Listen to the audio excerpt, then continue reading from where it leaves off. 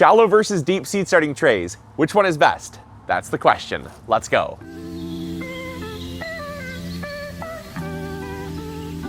So when it comes to seed starting trays, they're super important to us as gardeners. Now, they're probably, in my opinion, the second most important tool you can have, because the first most important to seed starting is obviously something to plant in. So that's whether it's a cell pack or whether it's a solo cup or whether it's a soil block.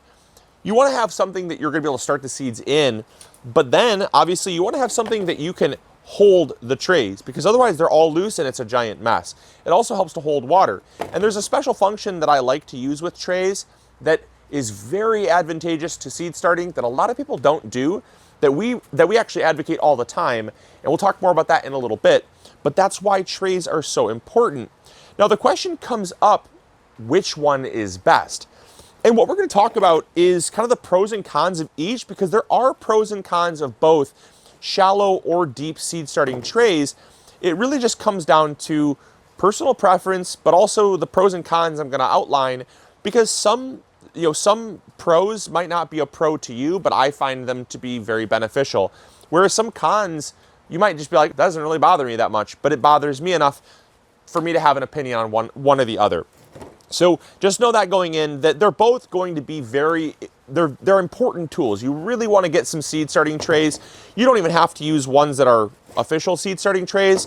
You can use the aluminum pans from the dollar store. I've seen hundreds of different options. Sheet tray pans that you get at a garage sale for 25 cents. Really anything's going to work. Anything that's going to hold your trays and also hold water. We'll talk more about that in a second. All right, so the first tray we're going to start with are the shallow trays. Now, the reason why they get that name is because they are shallower than the standard trays. Now, these are both called flats. If you've ever heard that term and you've been confused, you'll hopefully no longer be confused. These are both flats. It's just a term given by the greenhouse industry, and they're also called 10-20 trays. Those are both interchangeable. If you hear the term flat, like a flat of flowers, or a 10-20 tray of seedlings, they're both exactly the same thing. How they get that name is the greenhouse industry wanted to make it pretty universal, so regardless of where you're getting your inserts from, they all should pretty much fit within your trays within, a very slim margin. So if you go with a 10-20 tray or a flat, they're going to be roughly 10 inches wide by 20 inches long, and they have what's considered a standard flat or a shallow flat. Now, the difference between the two is that a standard is roughly about 2 inches deep, and the shallow is roughly about a ½ inch deep, so half the size.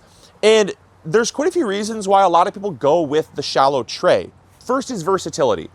The reason why I really like the shallow tray is because it is versatile. Now, if you want to have something like microgreens, growing microgreens in this is also known as a microgreen tray. It's still a flat, it's still a 10-20 tray, but a lot of people that grow microgreens will throw them in here because you need a lot less growing medium. And when the microgreens sprout, it's a lot easier to harvest and you get a better yield than if you're in here and you're trying to get inside of these deep walls. So if you're someone that switches up between seed starting and microgreens during the winter, you're probably more likely to go with a shallow tray. Now, another reason why I really like these shallow trays is it makes bottom watering easier. And that, in my opinion, is probably one of the biggest reasons why people go with a shallow tray. I bottom water. I use both deep or standard or shallow trays. It doesn't really bother me. It just makes it a whole lot easier to bottom water. Now, what is bottom watering? Well, I'm filling up these trays here to plant some lettuce for our winter greenhouse. And once they are started, I need to find some way to water them. Now, it's really not great to water your seedlings from overhead, because if you do that, it has a chance to really splash and disrupt the soil. So what we always advocate is obviously just what we do. It's a lot better for the overall plant health. It's a lot better for consistency in your seedling trays, is we advocate bottom watering. Now, what is bottom watering? Well, bottom watering is a whole lot easier in a shallow tray because, as the name implies, you're watering from the bottom. And I love that because it basically uses the soil as a sponge. And if you've ever taken a sponge and just dipped it in water, the water will suck upward. It defies gravity. It moves up through a process called capillary action. And that basically just means that The water is wanting to move from a place of damp conditions into a place of dry conditions. And so it's just acting as a sponge. It's wicking that water right up there. And what we're doing is we are not overwatering. That's a big reason why your seedlings will suffer from things like root rot or damping off, is because of that. So if you come in close, I'm gonna show you how we bottom water using these shallow trays, and you'll see how on a deep tray, it becomes very challenging to bottom water. So when you're bottom watering, you'll see here, we're gonna put water in the bottom of the tray. And what that's going to do is it's going to suck up the water into the soil upwards so that we're not doing this. See how that just moved all that soil around? It's really difficult. You know, pushes the soil up, it flips the soil around. The damp soil moves down and the dry soil moves up, and it kind of just churns the soil. Well, you're gonna end up burying your seeds deeper, which ends up with inconsistencies, or you might splash the seeds right out of your tray. And when you have seedlings and they're very young, you can cause a lot of issues by knocking them over, breaking them, and just disrupting them in general by watering from overhead.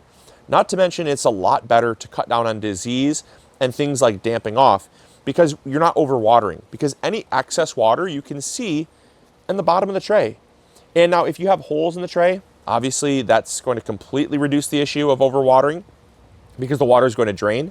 But if you're growing indoors like I am and you don't want a wife that hates you, don't make a giant mess. It stores the water in the tray. And so if you happen to overwater, all you have to do is tip it, dump out the excess water, just like that. You can store that for another time, or just, dump it out. And now you're not overwatering. Whereas with these deep trays, there's no, if this was filled up with soil, there's really no way to do it. How do you do it? Well, you have to take out a cell, then you have to add your water. And obviously I do this. It's not a massive inconvenience, but it is an inconvenience nonetheless. You have to wait for the water. Well, then you have to put that back. You have to wait for the water to absorb. Give it 10, 15 minutes or so. Check on it. Lift it back up. See how they're doing. And then at that point, then you can take them and you can dump the water out. Just like that. Well, obviously, you'd remove it and then dump, but you get what I'm saying. You can do it just the same. It's just a heck of a lot easier to bottom water with the shallow trays. All right, the next benefit we got here is just the versatility of the tray. Now, if you're like me and you don't always start an even tray of, let's say, these 6L containers, you're probably more than likely going to end up with what I call a smorgasbord of seed starting containers. And that's fine. It's just you want to have something that's going to give you versatility. So if I have these 4-cell trays here slid in there, it's going to fit. However, if I tried to do that with the deep cells, I gotta really cram them in there, and it doesn't really fit because the walls of the container kind of get in the way. Whereas right here, the walls, there aren't any, so the walls really don't become a problem. So if you happen to have other size containers where things may not fit exactly, you can kind of stack them in here. And granted, it's not perfect, but it's a heck of a lot better than having a deep wall kind of really block you from wanting to put your trays in there, or your inserts in there. Because I know if you're a small gardener, you probably don't have 72 cells full of plants. You might only have 1 or 2 little garden beds, and you want to start your entire garden in one tray. Well, some stuff doesn't need a big deep pot like this. I'd put my tomatoes in this. I'd put my peppers in these smaller bootstrap farmer trays, or cells, I should say.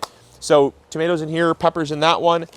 I might multi-sow some onions in this one. Well, I do multi-sow onions in this one. But I might put things like lettuce in these smaller trays that are going to be transplanted sooner. They have smaller root systems and things like that. I might put a cucumber plant in this, whereas I might put a squash plant in this. And that just has to do with how fast the root development is, how big the plant gets. I'm not always going to have a nice, neat tray. And so I like the versatility of not having the walls get in the way. Now, the one con to shallow trays has to do with root development. Now, root development and root health is really important to the overall seedling, because what I find is that in deep trays, what happens in a deep tray is kind of like putting a lid on a pot. If you have a pot without a lid, the water evaporates much faster.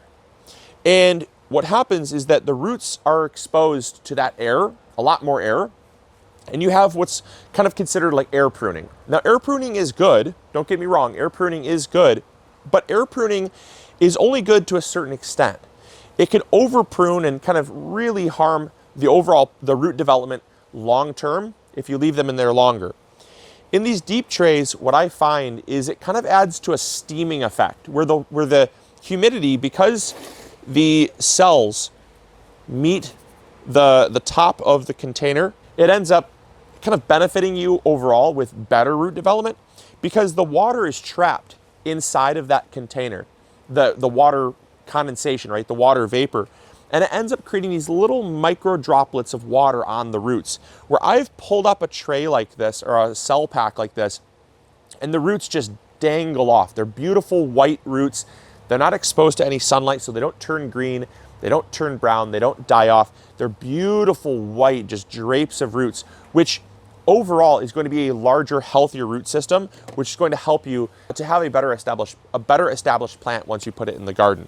And so I do find that I get slightly better root development in a dark environment like a deep tray than I do in a more lighter, airy, open environment in a shallow tray. Just one observation, and it's definitely something that most certainly I take into consideration. The big reason why I would use the deep or over the shallow is on longer term plants. I would prefer to grow my tomatoes in a deep tray because they're in there longer and the roots are going to have a better chance to kind of do their thing rather than constantly being air pruned and attacked by sunlight in these open trays. I'd put very quick turnaround crops in these shallow trays because by the time they're growing and in the garden, they don't really have enough time to be affected by the open airiness of these shallow trays. So that's kind of where I would kind of use one over the other. But now I want to talk a little bit about deep trays. So the one thing that I really like about deep trays is just their rigidity. You know, with shallow trays, because they don't have as tall of a wall, they can get just a little bit wobbly. And that's one of the biggest benefits to going with a deep walled tray is you have a little more rigidity. That's obviously, you know, when you have a big plant like that, it's so important that when you're holding it, obviously I'm the weight balance, but when all this is filled with soil, it kind of pushes against each other and it becomes almost like a block of soil rather than like a serving platter with a bunch of cups on it, right? Like it's a whole lot wobblier in a shallow tray because there just is not as much force against those walls because they're not up as high. So that's one thing. You know, I've had many spills. I'll be honest. I've had many spills taking out my trays, and it's the most devastating thing in the world. Taking a month or two to grow your seedlings, only to be carrying them outside and just have it just completely flip on you like a floppy fish. It happens to the best of us, and it's happened a lot to me. I've probably done it 6 or 7 times, maybe more. And so the deep trays are really nice for that. Obviously, I mentioned, you know, you get a little bit better root development in my experience with the kind of vaporization of the water inside there. It kind of just helps the roots to become a little better hydrated, I find, in the deep trays. Obviously, you do have your downsides of a little bit less easy to bottom water.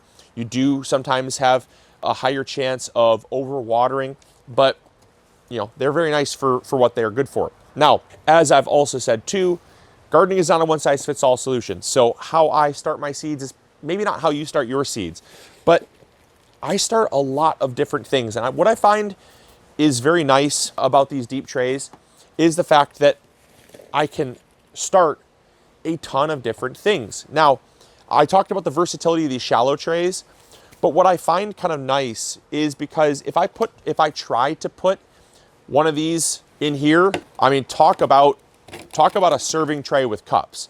There's no walls to hold this up. So this allows me a little more versatility where I might not put, like I said already, I probably am not going to put my tomatoes or my peppers or my longer term stuff in here. But I absolutely can put them in here, and I certainly can also start my shorter stuff. Like this 6-cell tray fits in here just fine. But it's also way more forgiving with those taller walls to put a larger cup. So I could start just about everything in a deep tray, whereas there's some stuff that I just won't start in a shallow tray just because it's super wonky. And the final benefit, and I find this just from my experience, is really nice about these deep trays and not so much with these shallow trays, has to do with heat preservation. So obviously the deeper tray is going to have a better seal with your cell packs. And obviously, like I said, that is great for kind of catching that water vapor to help with root development. But I also find that when using a heat mat, we use a heat mat for our seeds that need a little bit more temperature to germinate. Things like peppers and tomatoes, we'll sometimes use a heat mat for. In trays like this, it's going to trap that heat and kind of hug the soil a little bit better. Whereas if you put a heat mat on the bottom of a shallow tray, it's still going to work. I'm not going to say it doesn't work, but you have so much more air exposed up here to where it's simply heating the bottom of the soil. You're getting a lot more kind of very localized heat, whereas this heat, it's kind of like wrapping the pot with heat because the cells are down deeper in that air pocket.